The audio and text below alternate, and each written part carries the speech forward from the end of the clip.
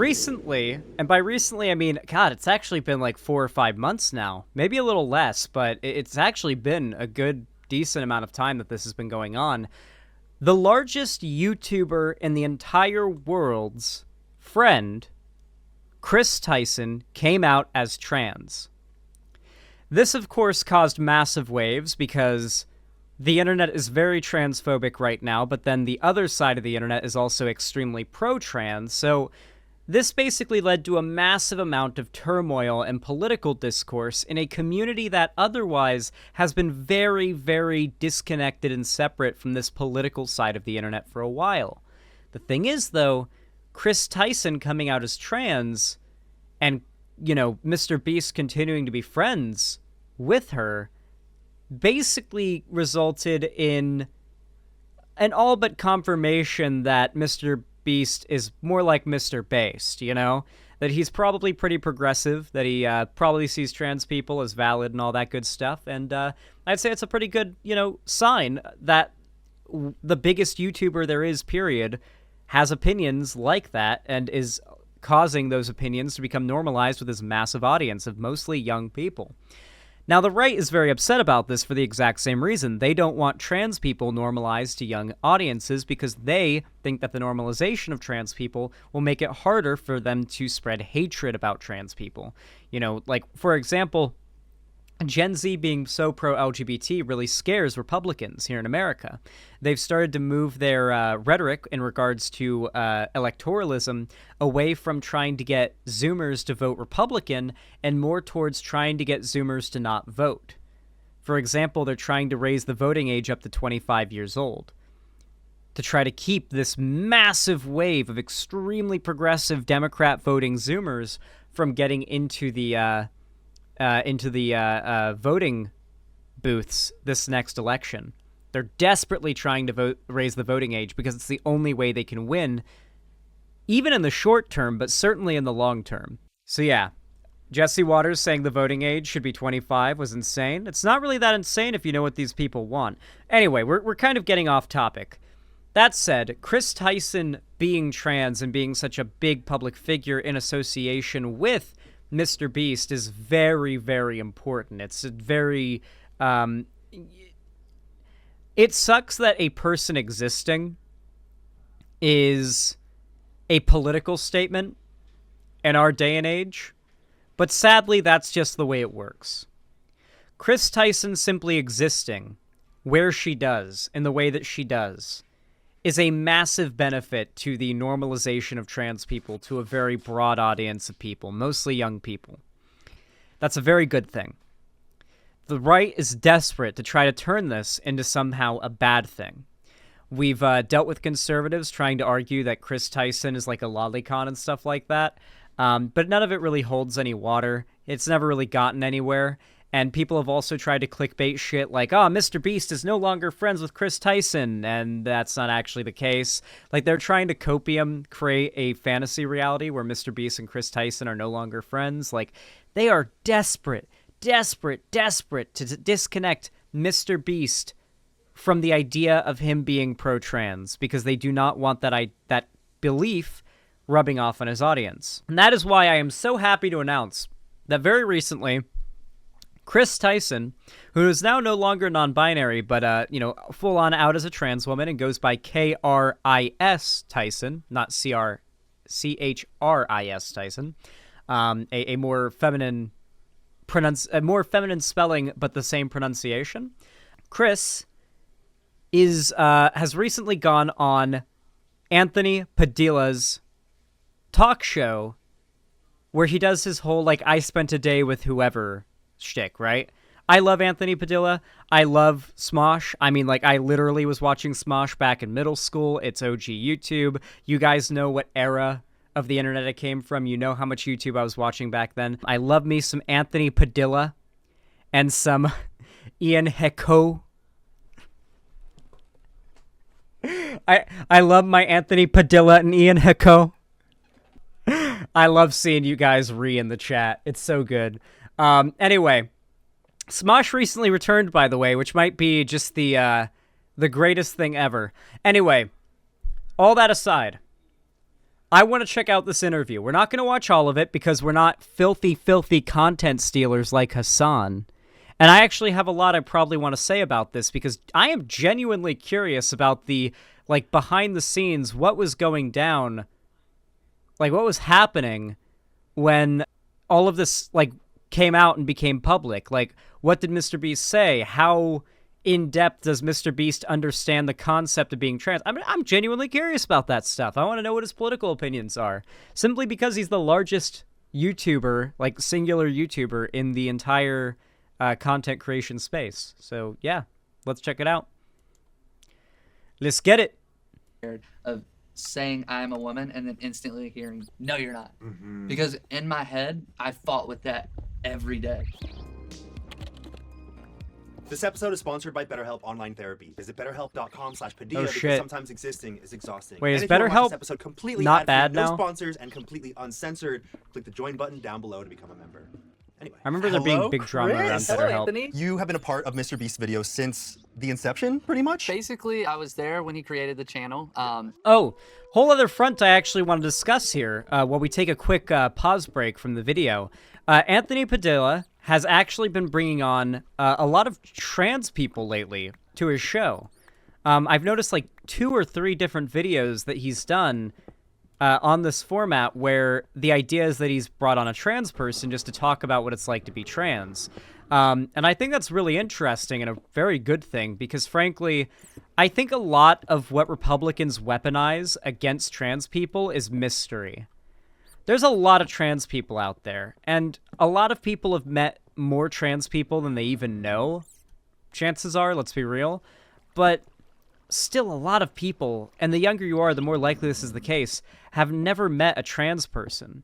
It's very easy to stereotype and create negative connotations about a group that someone who's receiving that propaganda has never actually encountered before in any, like, prolonged or serious or intimate way, right? Like, if you have a friend who's trans and you've got a conservative propagandist telling you they're evil, horrible, degenerate people, but that friend, like, stays up in late-night Discord calls with you talking about what that's like to be trans and how difficult it is, you know that shit's not true. Like, if you just happen to have some trans friends that tell you what that experience is like, that propaganda's just not gonna fly. Certainly, if you bring up the points you heard in that propaganda to that trans friend, you're going to have those beliefs kind of torn away from you. So it's a very fickle way of growing hate.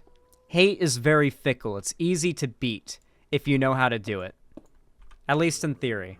I was his first subscriber. Were you also his bestie? Bestie, yeah. We grew up, we sat at the same lunch table. We were kind of the only kids who talked about, like, YouTube and video games. So a bunch of nerds. Yeah, you know, the nerds. But, so we would hang out afterwards, film videos together, and we just fell in love with doing it. Yeah, I feel like the earliest videos you guys made really were capturing that friendship. Yeah, it was just us just doing whatever we could think of, because there was no rules back then. There was no, like, algorithm or anything. It was just whatever you could film, put it on YouTube. And the videos have blown up to the point where now they are consistent. And, you know, that whole phenomenon I was just talking about, by the way, how if you have a trans friend who's told you one-on-one as a friend that you, like, you trust them, you listen to what they say, you care about your friend, chances are that propaganda so heavily predicated on trans people being this mysterious concept to you and not a group of people you've encountered in your life that you understand to be, you know, different people with their own life goals and motivations and all that good stuff. I feel like MrBeast has been a recipient of that effect quite strongly. How much do you want to bet that MrBeast being friends with Chris for so long has inoculated him in large part to the massive wave of anti-trans right-wing propaganda that admittedly is definitely popular in the spaces that he inhabits outside of YouTube. He's big into, like, tech bro stuff. He's, like, a big Tesla fanboy and stuff, though you can notice he's gotten less pro-Elon Musk as of late. You can imagine that he's probably been surrounded in, like, Reddit spaces and whatnot with a lot of transphobia, and I feel as though this friendship has no doubt inoculated him against a lot of that hateful propaganda that he might have otherwise sort of soaked up and, God forbid, might have reared its ugly head in some of his content. We saw the opposite happen with PewDiePie, where PewDiePie was on the bridge in PUBG, and he just, like, very, like, instantly, like, reflexively called the guy that killed his friend or whatever the N-word. And then immediately, like, it took him like 2 seconds, and immediately he's like, oh, wait, oh, God, I'm sorry, right? Because he didn't realize that he'd said it. It was like it was his just first reflex, and he was used to saying it a lot off stream and off camera, and then it just hit him real fast, like, oh my God, I just said that on stream. So you could literally tell that PewDiePie, you know, regardless of his political values, definitely, you know, was saying the N-word a lot in private. And so when all of that happened, and PewDiePie got canceled for all of that, canceled, quote unquote, this ended up being a prime opportunity for the right to try to claim him and make them /their guy, as they would call it. And then it was this like tug of war of like, does the left own PewDiePie or does the right own PewDiePie? And it's like this really weird, does the celebrity belong to this political group or the other political group? And it seems very parasocial, but there's also some validity to caring about the political beliefs and motivations of popular figures who have lots of influence and power. It's deep. It's complicated. Getting over 100 million views each. It's crazy. And which is just, I can't even fathom how many people that looks. I can't either. And you are in almost every video. Yeah. You kind of became Chris, the guy from MrBeast. Exactly. It was actually, for the longest time, my Twitter bio was the guy in MrBeast videos. And then about a year and a half ago, it turned into sometimes I'm in MrBeast videos. Oh, so the guy part was removed? It was, yeah, that was removed a long time ago. Like, was that anticipating? That was the clue. Yeah, that was, wanting to detach from that identity? Yeah, so for me, in my head, I was like, oh, people are going to instantly start asking questions if I did that. Because, like, when you're trans, you think everybody knows you're trans. Yeah, it's like when you're high. Yeah, it's exactly like it. But, Or is that true? That's actually a good analogy. Or that's actually really good. Holy crap. Yeah, you do feel like everyone can tell you're high when you're stoned. That's real. Is that what being trans is like, chat? I know like 90% of you in my chat are trans, so like, is that what it's like? Yeah, it is in my experience. Hell yeah. I took it out and I was Well, like, I guess not hell yeah, but you know, that's a good analogy, I guess. oh no, people are gonna know, people are gonna know. Nobody ever said anything. So I was like, that was my first step, and I was like, okay, all right, let's keep going. Yeah, I feel like about maybe 6 months to a year ago, I started to see a change in your appearance. Yes. You started to look a little bit less masculine, a little bit less beardy. Yeah. At the exact same time, you looked like you were glowing, like you were more excited, like your Yeah. posture was better, like you were like excited I was about happy. life. Yeah, it was weird. I didn't realize how unhappy you looked beforehand. Yeah, a Looking lot up of old people pictures did. of you, I searched old pictures of you, and you could see a There was dramatic smile, shift. but it wasn't a real smile. It was a performance smile. I mean, because like, was I sad every single day during those times? No, but like in the back of my head, it was something I constantly felt like I wasn't being true to myself. I wasn't being true to the people who were fans of me because I was hiding my true self from them. And the thing that was really keeping me for so long away from like who I truly am is how people would react. I was so scared of like, I'm from a small town in a conservative area. So when I was younger, I was like, this little bubble is my entire world. How will they react? Then I got a little older. I was like, maybe one day. And then I got famous, and my bubble went from this small little town to hundreds of millions of A people. lot of You had eyes a lot on of you. people speculating on your gender. Yes. You know, just you growing out your hair. Yeah. I mean, today you showed up fully I did. presenting I did. as a woman. I did, because I am a woman. Oh shit! Ah, she, her. Yo! You've never said that before, right? I've never said that publicly, no. But The reveal. I've been fully like confident in that decision for over a year now. Mm-hmm. My idea was to kind of play catch up with the internet in the way that I discovered myself. Like you were talking about, 6, 7, 8 months ago, my hair started growing out, all those kind of things. I wasn't quite sure exactly who I was yet, but I knew I was not cisgender. So I needed the freedom to be able to express myself and be able to figure out who I was. And so for a while, I was trying gender fluid. I was like, what is I was making trying me gender feel fluid. Like I'm sorry. bigender? What is tying me to this, masculine? I'm sorry, but the way she said that actually sounded like she was trying a drink called gender fluid or a medication called gender fluid. I can't be the only one who got that vibe, right? Hey yo, who's up on their gender fluid? Oh shit, guys, I'm running out of gender fluid. Yeah, if you run out of gender fluid, then if you're a man or a woman, then you run out and you become non-binary, and then you have to get like a gender fluid refill, and then you get your gender back and you get to be a man or a woman again. That's how it works. That's actually the current scientific consensus. You can look at my research doc, linked in the description. I will not debate on this. I will not debate reality with you. masculinity. Mm-hmm. And really, it was after a lot of talking with a therapist and a lot of like self reflection, I realized it was really just the societal pressure of you're Christopher, Mr. Beast. Yeah, gender you're the fluid is guy the that grimace starts shake. the fires. You're the You know what's actually funny? When my friend Ethan came to visit me here, just like maybe a month and a half ago, 2 months ago, we ended up noticing that we could actually order a delivery of MrBeast burger. So I got a MrBeast burger with no cheese on it, just lettuce, tomato, and pickle.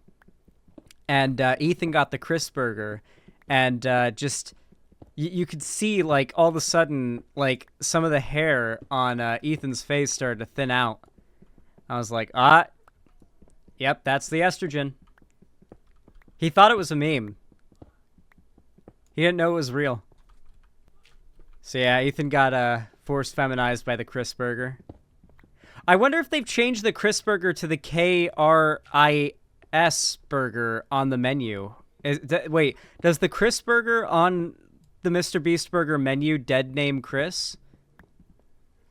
Or have they updated it on the menu? Honestly, yeah, MrBeast burger was good. The fries were surprisingly good. I didn't expect them to have such good fries. Like, they're actually pretty decent fries, unironically. Like, they're not Five Guys tier. They're not, like, the best fries or anything, but they're better than most fast food fries you'll get. I can check. Yeah, go look and see if there's a MrBeast burger ghost kitchen in your area, and let me know what they have on the menu for the Chris burger. Oh, it dead names Chris? Oh, shit. Are you guys for real? No shot. They gotta update that. MrBeast transphobic confirmed? Have we gotten him? Is it Jover? Guys, I think it's Jover. I think we got him. MrBeast transphobic confirmed.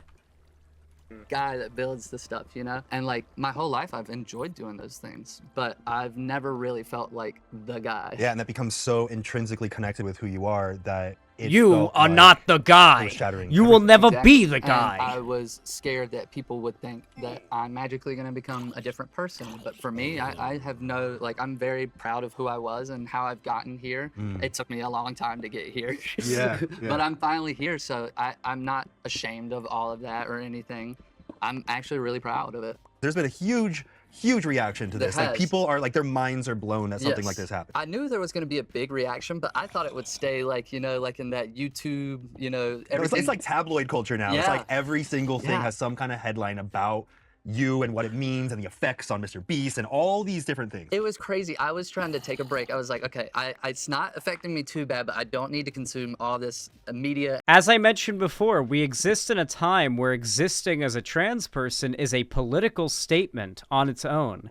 It doesn't matter what you say or what you do unless you actively do a Blair White and fight against pro-trans, like, beliefs. You will be seen as a radical lefty political statement of some kind. That is how the right will interpret you and try to push what you are, right? That's what they'll try to tell people you are.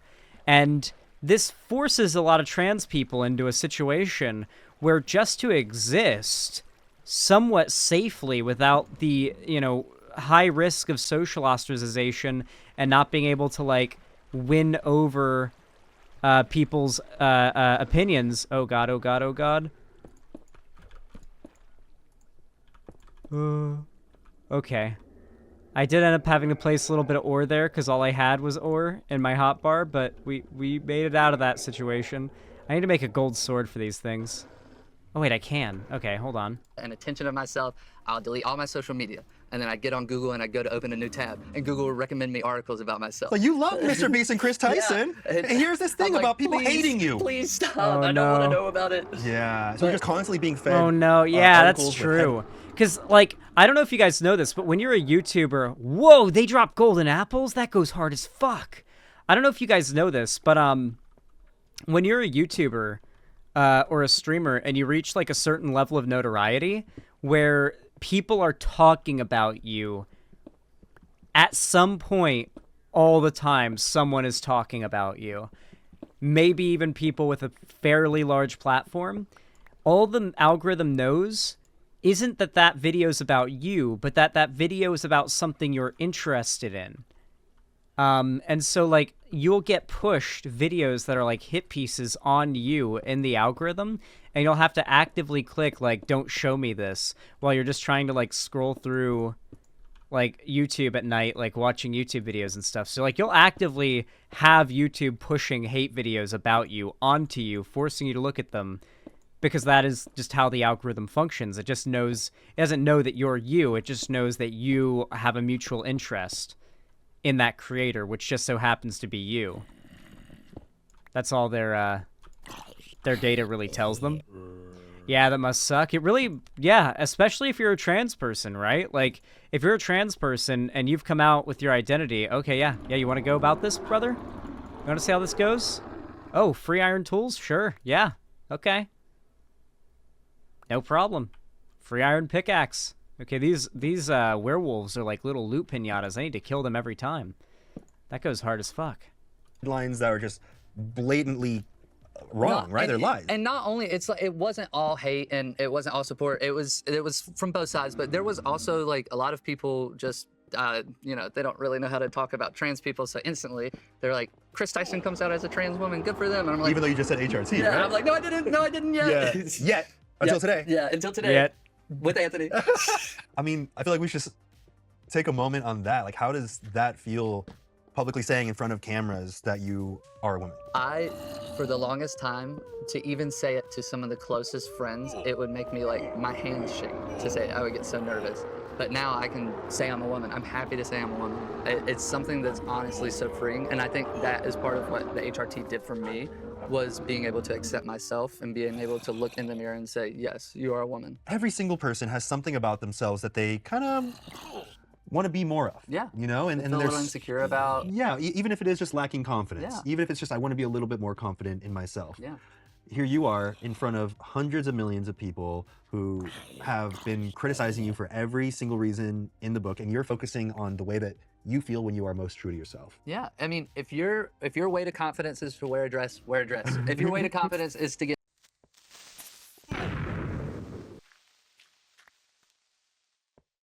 I need to get away from what's up there. Oh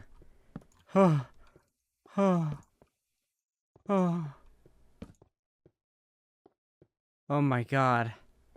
Okay, let's have a timeout real fast. I'm gonna eat that golden apple for good luck. Oh, that werewolf howl actually alerted me to the creeper's presence, so can't be mad about that. Fuck, dude. Okay, chat, here's what we're gonna do. Okay? I want to continue this video. I don't want to be dying while I'm trying to do this video. I don't know why, but this cave is just particularly deadly. So I'm going to build a nice little Minecraft wall here. This is nostalgic as fuck for a lot of you, I hope. Okay. Alright, I feel better now. Get so swole, you look like a bodybuilder. Do that. Is that what you're talking about, Jimmy? Yeah, Jimmy is getting really swole, isn't Yeah, he? he is pumping, man. You see his Twitter He feed? is jacked. He is jacked. He's getting there, man. Came out of nowhere. Until I get my hands on him. Oh, And I Chris affect him. Watch out, the Chris effect. Isn't that wild that people say there's the Chris effect, the Carl effect?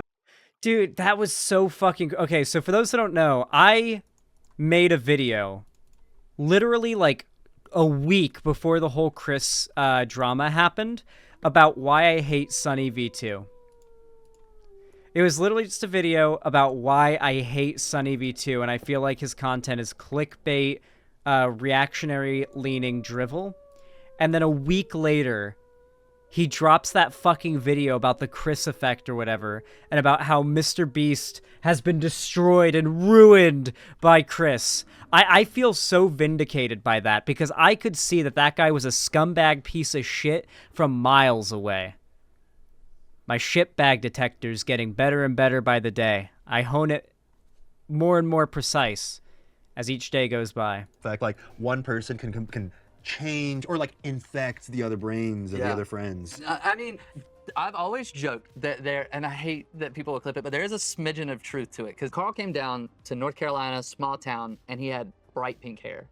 Yeah, And that's true. I was like, how do you have the confidence to like go to the grocery store and not feel like every... So this is the conspiracy claim that you'll see a lot of people who are transphobic online make about how supposedly Chris Tyson being trans in the vicinity of MrBeast and that friend group caused... I'm not even kidding, by the way. This is what they say. Caused, like, a gender panic in the group that made Carl Jacobs dye his hair pink. They think that Chris made Carl Jacobs gay. That is, unironically, the conspiracy. The Carl effect. Or whatever it was called. The Chris effect, the Carl effect. I hate Chris because I'm a misogynist, meaning I hate real women. Real! True! Trans affirming radical misogyny for the win. Every single person is staring at you, and he's like, I don't care. And I was like, what? What? You can not care what others think? You can just not care? Right. Since when? I didn't get the update. You know, there is a little bit of truth to the idea that a friend can come into a circle and they can show you what confidence looks like. Yeah, they can show you what true confidence is. Because for a while, like, I was like, yeah, I guess I'm confident, but it was all fake. It wasn't all real. And then I saw somebody come in and be themselves, and I was like, I want that. I want to be myself. And even though, like, I saw people make fun of Carl because of his hair, he would just shrug it off. I was like, I can do that. Maybe. Give it a couple of years. Did you hear that, Carl? You inspired someone. You did it. You mentioned taking hormones, and you mentioned that it saved your life. Yes. For so long, every day, So, it is important to remember, one of the things conservatives will very desperately try to claim about trans people is that they're mentally ill, and that they need to get treatment and seek help, not quote-unquote mutilate their bodies or permanently change their bodies, quote-unquote, to fulfill a delusion. That is a very common talking point you'll hear from these people. The reason why this is bullshit is that every other possible treatment has been tested. From conversion therapy to just telling them to man up and letting them go on with their life. Nothing works better. And by better, I mean nothing works other than transitioning for people who have gender dysphoria.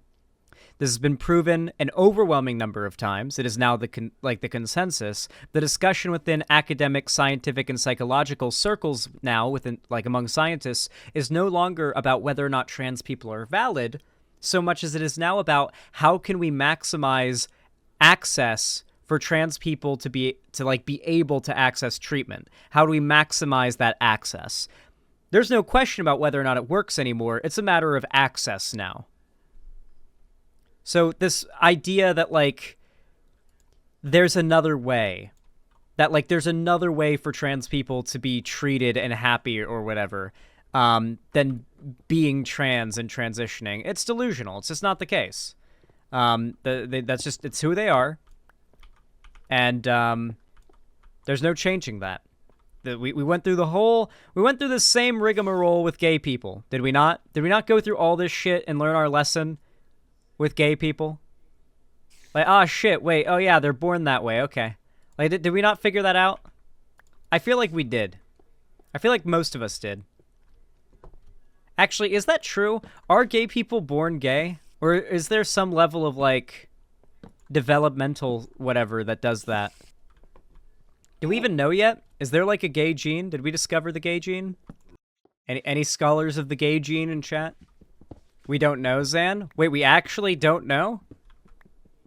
So we can only, okay, I'm going to assume people are born gay just because, I've liked women for as long as I can possibly remember. And while I know tons of gay people, figure out they're gay later in life, I feel like as homosexuality becomes more of, a known and accepted thing in our society, you start to notice a lot more gay people revealing that they're gay and figuring out they're gay younger. So it seems less like it's a developmental thing and more like it's you're born that way, but maybe you suppress it until eventually you figure it out or come clean with yourself kind of thing, right? I think it's probably a you're born that way thing. It might be related to hormones in the womb. Yeah, so that would be a born that way thing. I would go to bed and I would have dreams, vivid dreams I was a woman, like my whole life. And I would wake up in the morning and I have it was vivid just, dreams like, that I'm playing getting Hightail, ripped so out I of a can reality. I legit can understand that. I have dreams that I'm playing Hightail. Like when I desperately feel like playing Hightail, and I long for the game, particularly so. I will legitimately dream that I'm playing some like leaked beta or something, some leaked like alpha beta build of the game or some shit like that. Oof, I have those dreams too. Yeah, basically about anything I'm excited about or like interested in or like really, really want, I'll have dreams about it. Especially like in the lead up to possibly getting that thing. What's the current ETA on Hightail? Either late this year or early to mid next year. Most realistically. Latest is late next year. That I didn't want to be taken out of. So it was like the dream Most was the likely. reality. Yeah, there was They're ramping times up for where I launch would by just the looks lay of in bed things. all day and just sleep because it was. I don't more have any fun to do insider that, info, or though. more enjoyable to me to do that because the real world, I didn't feel connected to it. I've really never felt connected to my body until I started taking HRT, and like I was amazed. Like after 2-3 weeks, I just started having a mental clarity that it felt like a fog that had been around me just HRT was the went cure. away, and I could see things clearly. I could feel confident in who I was. I knew who I was finally, surely, truly, without a shadow of a doubt. And that is what really saved my life, because for the longest time, you know, like in 2017, 2018, I started gaining weight. I got really depressed because I pretty much Like being unable to fully accept your own identity and people expecting you to just do it anyway, society expecting you to just do it anyway, is such an unimaginable weight. It's like such an unimaginable burden, you know?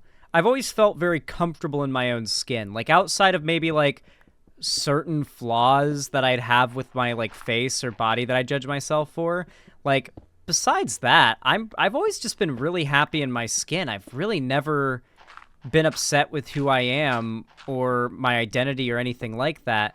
And because of that, it can be kind of hard. And I think a lot of people are that way to some extent, like at least insofar as their identity. I imagine a lot of people are upset about, you know, maybe their weight, maybe their height, whatever. But like, I think most people are pretty happy with their identity, generally speaking. And so the idea of not being happy with your identity, feeling like the identity that you've basically grown into but was basically ascribed to you by the circumstances of your life and social expectations is not correct, but the world is expecting you to hold up those expectations anyway. It's a very unimaginable difficulty. It's easy to put into words, but I feel like it's very hard to imagine how it feels, you know? I think Zan's chat has the T-slur uncensored because all of his viewers are transgender. Wait, it's not censored? Every, like, swear or slur or anything like that should be, like, auto-censored on screen in the chat if someone says it. Obviously, a lot of people in chat are trans, and so I can imagine the T-slur being said by one of them and it not being, like, a TOS or, at least not on my website, TOS situation, but, like, probably play it safe. For the sake of my YouTube channel, please. You know, just yeah, my monetization and not getting striked is kind of important to me. You know, I like being able to pay the bills. Oh, there's a guy down there. There's a bro. Oh, we fell into the bro hole. I just thought that there was no way I was going to be able to transition ever, and I was just going to have to keep marching forward in a life I didn't want to live. And I was just going to have to keep doing that until I couldn't do it anymore. What was the internal battle like? The thing I really felt hatred towards was myself for not understanding myself. Also, internalized transphobia just made me feel, you know, there's not a lot of trans people in general, but there's also not a lot of trans people in my area. So the only quite a exposure few I had to trans people in the world. and trans issues were from, you know, the other end of the spectrum. And so I started to hate myself. I was like, oh, I'm pretending. This is such an important interview, dude, because how many of you in chat, I know I get this a lot when I cover Blair White in particular, and I'd also get it back when I covered Calvin Gara a lot. I have no doubt Chris Tyson is talking about Blair White and Calvin Garra right now. I know a lot of trans people who basically, came out as trans and figured out they're trans in the last half decade to decade who, found this out and spent a lot of time online. And the only influencer that they could find who was trans and talking about issues that they could relate with were people like Blair White and Calvin Garra. That's how they blew up so big. And I imagine plenty of you guys in chat have a cringe phase of watching Blair White or Calvin Garra, plenty of the trans people in here. Because I know that I've seen a lot of people comment that they went through that arc.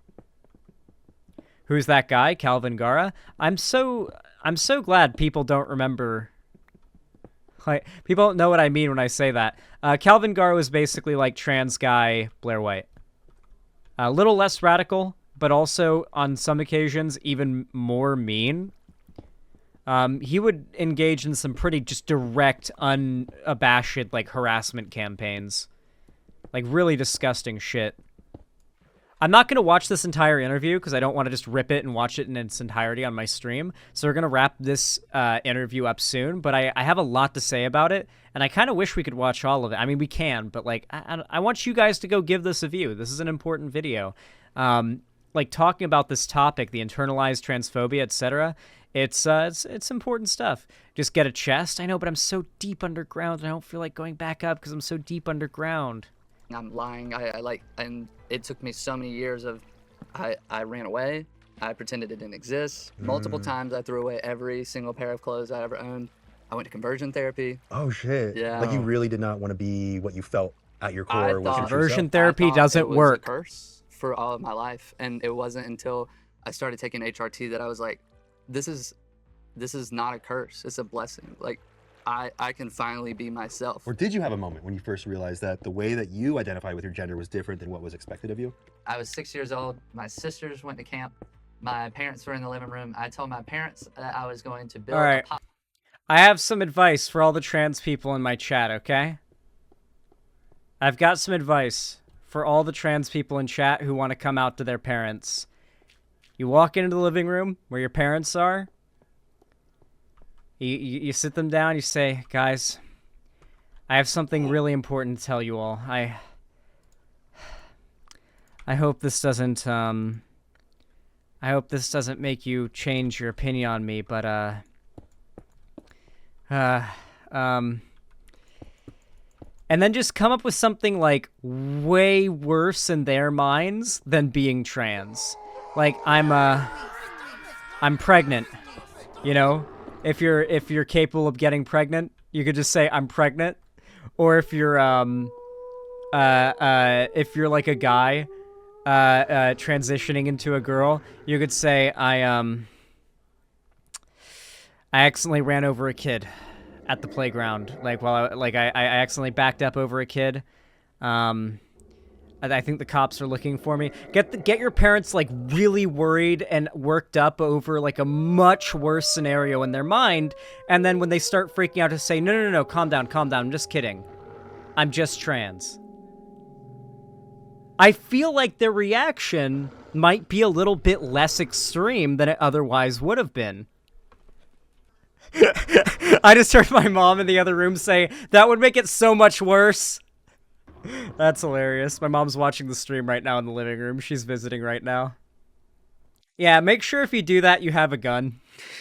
That's my advice. Because, like, if you've got, like, really religious, like, far-right parents or something, they might, yeah. I've encountered some real, like, shithead religious parents in Florida.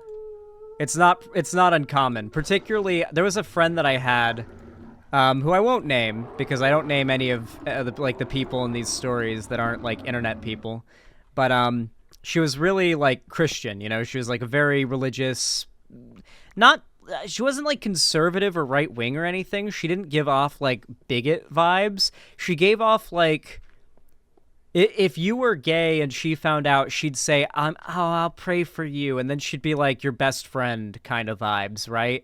Like that's that's the kind of Christian that she was. So like definitely weird and kind of bigoted, but not hateful in that way. I just sort of like believes all that shit, you know? Believes all that Christian shit. So yeah, like genuinely believing that like it being gay will send you to hell. So that's that kind of Christian, but yeah. Also still nice. It's just illusion, right? But she was still very nice. I went to her church a couple times because if I'm being honest with you, I had a crush on her. When I was in middle and high school, I had a crush on her. And so I went to her church because I thought maybe that would, I don't know, like help me get closer to her. Like I went with her to her church for like just a day or two, like a couple days and like a couple Sundays over the course of a couple weeks. And there were a few parents at those church events that were just the worst, Sandown bad.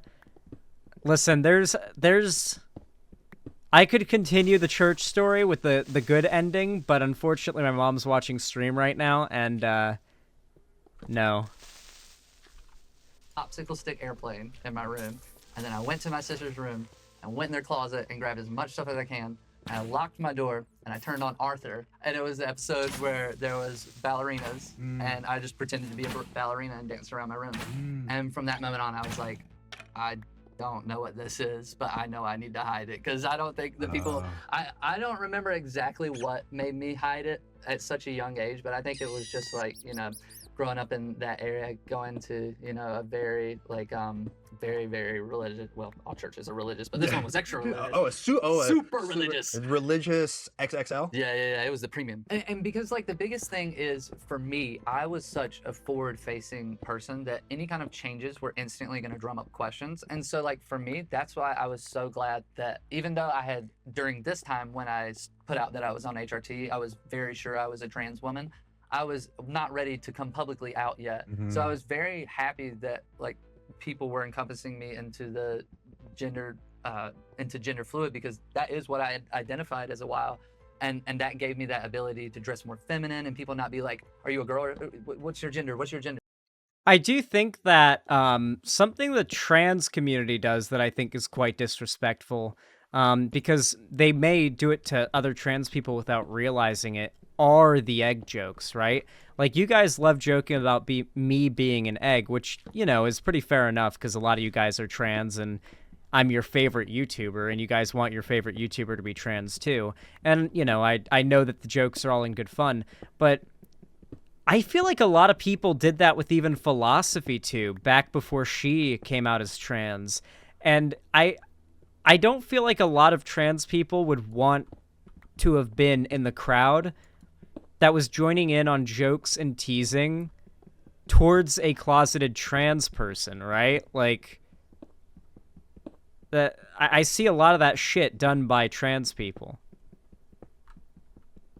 Yeah, the egg comments, I feel like they can be in good fun, but at the same time, what if the person you're saying it about is actually an egg?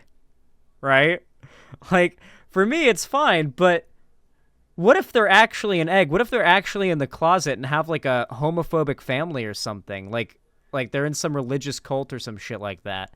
There are a lot of trans people I know that grew up in religious cults or very far right, like super religious families they had to escape before they could come out. I don't know. I just feel like those jokes are a little weird at times, depending on who they're directed at. If you know for a fact the person is cis and it's all in good fun, I think that's good. But if it's in any way genuine, it seems a little disrespectful. And that's basically what she's saying here. The people who are just trying to like push her into a certain trans category. Yeah. I mean, do you feel before like she was ready to identify that way? Dead, buried, hatchet? All of it? All of it gone. I mean, you still have the reminders through the videos that will be permanently online for the rest of eternity. That's what I say to people who are like, but I miss the old Chris and I looked up to you. Hey, go watch the videos. They'll be there forever. I Was it looked more up difficult to for you you. to come out What? to yourself or to You can't others? look up to a trans Myself. person? Far more. What do you mean? Once I came out to myself, I came out to myself with my therapist, and it took like 3 therapy sessions where I was like, I've known this for a long time. I'm pretty sure, and then I was, I know and then I was like, I am a woman. And it was hard for me to say that because I was so scared of saying I am a woman and then instantly hearing, no, you're not. Because in my head, I fought with that every day. That's the conversation you were having with yourself. There was a voice in the back of my head that just hated me. Everything I did hated me. And it wasn't until like I started accepting myself and being kind to others and like just listening to what my body wanted. Like that's when that voice started going away. Started taking HRT.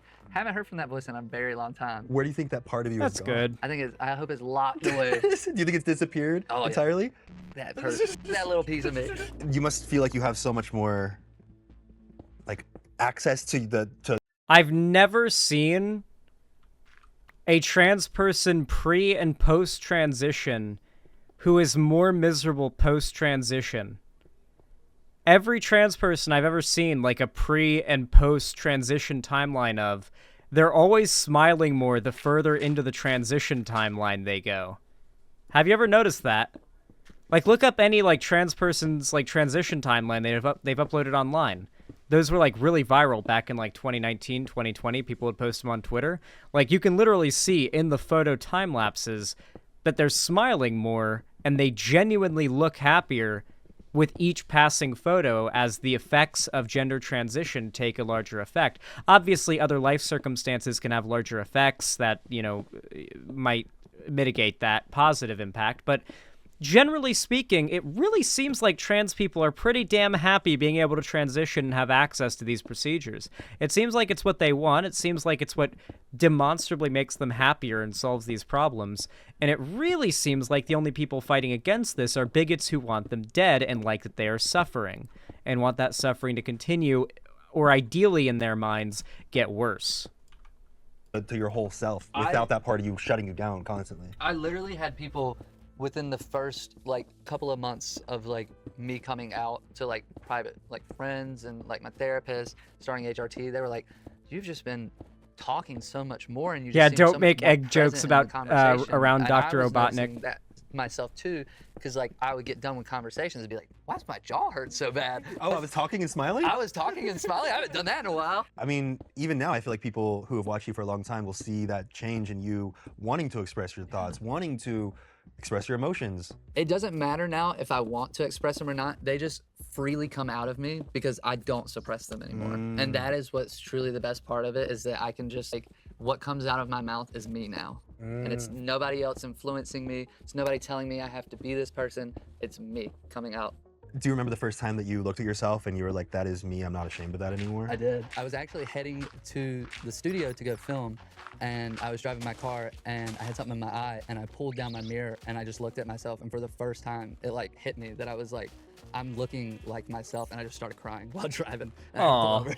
Yeah, you're like, this looks like how I feel, how I see myself in my dreams. Yeah, and I've had so many That's moments. very leading up to wholesome. them, like even when I went dress shopping today, I accidentally cried a little bit because I put on this dress and I Aw. was like, I love this. I feel like, you know, whether anyone watching That's very wholesome. I feel like this is where I want to like wrap up this interview reaction, because here's where we're getting into the more like you know, just general interview stuff, which I appreciate, but also I more so want to talk about the struggles, because these are very, very relevant, and they're also what I think is the most important to talk about to some, well, not the most important, but one of the most important things to talk about to some extent, because think about it. How many people within Anthony Padilla's audience do you think realistically know all that much about the lived experience of trans people? This isn't like a dig on Anthony Padilla. It's not a dig on his audience either. I'm not throwing any shade. I'm just legitimately asking, do you think there's a lot of crossover with the lefty politics sphere in his audience? Like, I think there's probably a decent amount. You need to kill the child? Oh no, he wants me to like take him to a lollipop man. I think the lollipop man's a fucking pedo though. I don't think I want to bring him to a lollipop man. He seems to want me to, but I don't think I should. I'm gonna be real, guys. is trans or not, like there's it's such a relatable feeling to want to be a truer version of yourself and to run away from that for a certain amount of time for any reason. Yeah. How does it feel, you know, like you're check constantly this out. finding all these things that make you feel more and more true to yourself. I've always been myself. Isometric photo I'm mode. now taking steps to make sure I'm the like best and happiest version. because there was a point in my life where, What a build and a up lot of there. people thought that was the best version of me because that's the only thing they had ever seen, Chris from MrBeast. But I was very unhappy and I was tired and I was miserable. And now I'm like, I wake up every day and I'm like, what are we doing today? I wake up at 7:30. I used to wake up at 11:30 every single day. Do you wake up with excitement? I wake up with excitement. That's how you know that your like mental health is in a good place. That's how I've been for a while now. I have to fight to stay up past 8 p.m. and I wake up at like 6 to 7 a.m. Never past 8 p.m. these days. Yeah, that's a sign of mental health being good. Yeah. Good sleep schedule usually follows good mental health. That's based. Yep, no, I really like this interview a lot. I think there's a lot of value to this as well. Oh, past the cloud line. In large part because, like, unironically, I think that, okay, I believe there was an actual study that proved this point. That watching lots of media that includes marginalized groups in their casting actually has a very similar psychological effect on the viewer to that viewer having a friend or not a family member, but an acquaintance from that group. There was like an actual study, or I should say multiple studies, I believe, that proved this, right? Or seemed to support this, I should say, not proved it. Yeah, like representation matters a lot, and while this isn't like fictional media representation with casting and whatnot, this is like literal representation insofar as who is successful and being seen by lots of people and being heard and talked about by lots of people in the online YouTube space. And the craziest part is that I've never seen, outside of this scenario, I've never seen politics so heavily discussed in more normie outlets of YouTube. Like, even during the elections, like, the MrBeast type YouTubers tend to avoid politics quite persistently. You know, they don't want to talk about that. They don't want to alienate viewers. They don't want to potentially lose audience members that are on any side of the political aisle because they want to be successful. They want to maximize their viewership. It's not necessarily something that makes them a bad person, but it does make them feel a little disingenuous, I think, at least to a lot of lefties. Have you guys ever gotten that feeling? Or is that just me? I don't know. Maybe I'm rambling. Anyway, I like this interview a lot. I thought it was very good, and I think it's actually really important, too.